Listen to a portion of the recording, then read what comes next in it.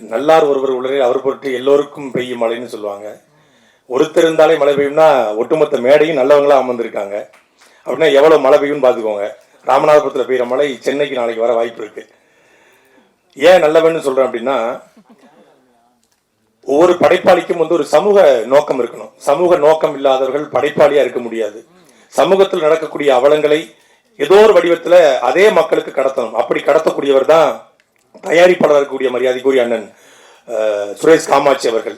எத்தனையோ இடையூறுகள் அவர் அவருடைய கருத்தியல் சார்பாக அவர் இந்த களத்தில் நிற்பதற்கு எத்தனையோ இடையூறுகள் உண்டு. அந்த இடையூறுகளும் தாண்டி தன்னுடைய கருத்தியலில் உறுதியாக நின்று கொண்டு தயாரிப்புகளை செய்யக்கூடியவர். அதே போல இந்த படத்தினுடைய கதை, வசனம், இசை எல்லாவற்றையும் உருவாக்கி இருக்கிற இந்த படத்தினுடைய உண்மையான நாயகனாக இருக்கக்கூடிய மரியாதைக்குரிய அண்ணன் தம்பி ராமையா அவர்கள்.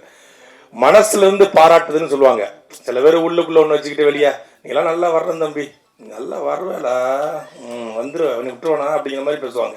ஆனா உண்மையிலே மனத்துக்கண் மாசிலநாதன் அனத்துக்கண் ஆகல நீர பெற அப்படிங்கிற மாதிரி உள்ள ஒண்ணு வைத்து வெளியே ஒண்ணு பேசாம எல்லோரிடத்திலும் வெளிப்படைத்தன்மையோடு பாராட்டக்கூடிய அவர் அளவுக்கு பாராட்டுற மனுஷன் எனக்கு தெரிஞ்சு என் வாழ்நாள் நான் பார்த்தது இல்லை. அப்படி பாராட்டுவாரு.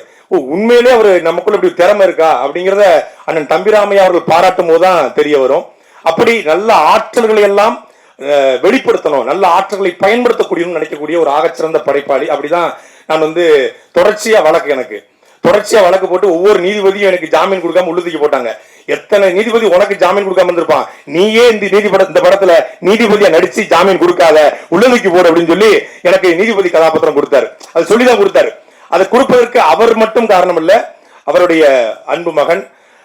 அவர் நினைத்ததெல்லாம் அவர் இதுவரைக்கும் நடந்திருக்கு, அவர் நினைச்சதெல்லாம் நடந்திருக்கு. அப்படித்தான் எங்களுடைய ஆக்ஷன் கிங் அர்ஜுன் அவருடைய அன்பு மகனை அவர் கரம் பிடிச்சாரு. நினைச்சதெல்லாம் நடந்துச்சு. அதே போல இந்த படத்தில் என்ன நோக்கத்திற்காக இந்த படத்தை எடுத்தாரோ, டைரக்டர்னா பொதுவாக சொல்லுவாங்க, நம்மளும் நிறைய இயக்குநர்களை படப்பிடிப்பு தளங்கள்ல பார்த்திருக்கோம், பரபரப்பா இருப்பாங்க, ஆக்ஷன் கட் இருப்பாங்க. அப்படிலாம் கிடையாது. அப்படி கூலா சாஃப்டா இப்படி ஒரு இயக்குனர் தமிழ் சினிமாவோட இருந்துக்க வாய்ப்பு கிடையாது. அவர் கோவப்பட்டு நான் பார்த்தேன். நான் இருந்தது ஒரு 5-6 நாள் தான் படப்பிடிப்புக்கு போனேன். அந்த 5 நாட்கள் பார்த்து கூட சின்ன கோபம் கூட ஒரு முகத்துல பார்த்து சிரித்து கொண்டு ரொம்ப மென்மையான ஒரு இயக்குனர் தமிழ் சினிமாவுக்கு கிடைத்திருக்காரு. தமிழ் சினிமா தவிர்க்க முடியாத இயக்குனராக மரியாதைக்குரிய தம்பி உமாபதி வருவார் என்பதில் எந்த மாற்று கருத்து கிடையாது. இன்னைக்கு தமிழ் சினிமாவுக்கு ஒரு சின்ன இருண்ட காலம் ஏற்பட்டிருக்கிறது. ஏன்னா இன்னைக்கு சோசியல் மீடியா, யூடியூப் சேனல்ஸ் தான் தமிழ் சினிமாவுடைய வெற்றி தோல்வியை தீர்மானிக்கிறது. எத்தனை யூடியூப் சேனல்கள் இந்த படத்திற்கு எதிராக நின்றாலும் இந்த படத்தினுடைய வெற்றியை எவனாலையும் தடுக்க முடியாது. ஏன்னா சாட்டை இந்த படத்துக்கு கூட நிற்கும். சாட்டைனா சமுத்திரக்கனி அண்ணன் கூட நிற்பாரு, அந்த சாட்டை தம்பிராமையா நிற்பாரு. சாட்டை எடுத்து தயாரிப்பை நிகழ்த்துகிற அண்ணன் சுரேஷ் காமாஜி நிற்பாரு. எல்லா சாட்டையும் நிற்கும். நான் இதுல ஒரு சின்ன செய்தியை மட்டும் சொல்ல விரும்புறேன். நான் ஒரு துரைமுருகன் அப்படின்னு ஒரு பேர் தான் என் பேரு. ஆனா எனக்கு முன்னாடி ஒரு அடைமொழி உருவாகி இன்னைக்கு தமிழ்நாட்டில் ஒரு 13 வழக்குல என் பேர் சாட்டை துரைமுருகன் இருக்கு.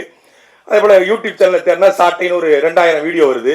கூகுள்ல போனா சாட்டை அப்படிங்கிற பேர் வருது. அந்த சாட்டை அப்படிங்கிற பெயர் எனக்கு கிடைத்ததற்கு முக்கியமான காரணம், முதல் காரணம் அண்ணன் சமுத்திரகனி அவர்களும் அண்ணன் தம்பிராமி அவர்களும் தான்.